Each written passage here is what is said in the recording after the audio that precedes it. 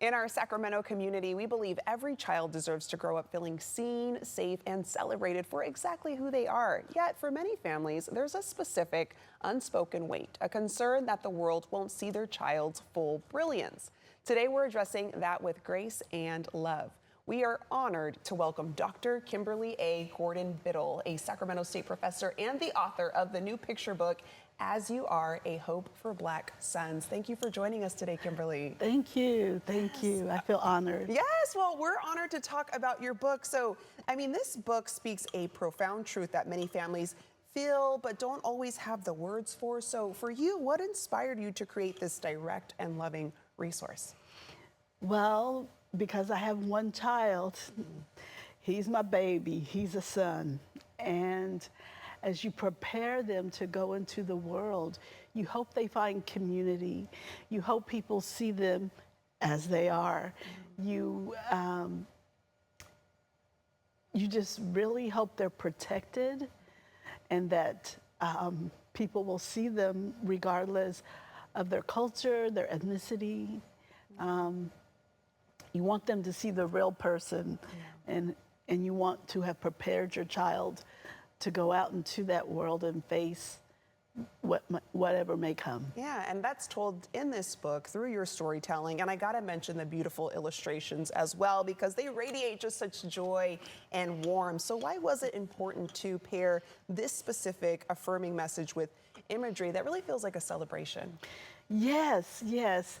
David Wilkerson, the illustrator, he understood my words. I wanted it to show joy, to show hope, right? And to show love, right?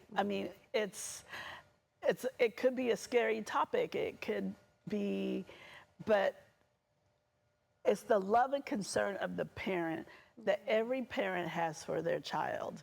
And that every parent wants their child to be seen as they are, as you are. Yeah, and you said the inspiration of this came from your son. I could imagine it's a love letter to your son.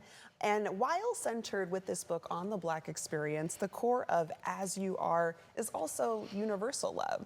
So what do you hope every family, regardless of background, takes away from this story specifically? Yes, so in the kidlit world, we have a saying, out of the specific comes the universal. And I was hoping that people could see in my story and my son's story, their own story of how when you're launching your child, from birth to launching them out into the world, you want them to be protected, you want them to feel safe. You hope people will see them for who they truly are, regardless of their ethnicity. You want them to find a community that's supportive, regardless of their race or their gender. All families, all parents want their children to be perceived for who they really, truly are. Yeah.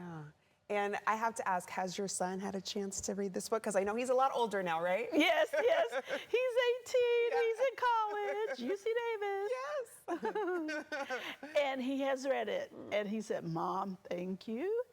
And he's very introverted, so he's, But he was like, oh, thank you. And he gets it. And all this attention, he's kind of shy. So he's like, oh, okay. Yeah. But I think what a beautiful thing for him to see from your perspective, just your love for him as he's grown and other ways that people can adapt to it and understand it for their own sons, their Black sons, their sons from different backgrounds, and everyone can just read this as a family book together, which I think is great.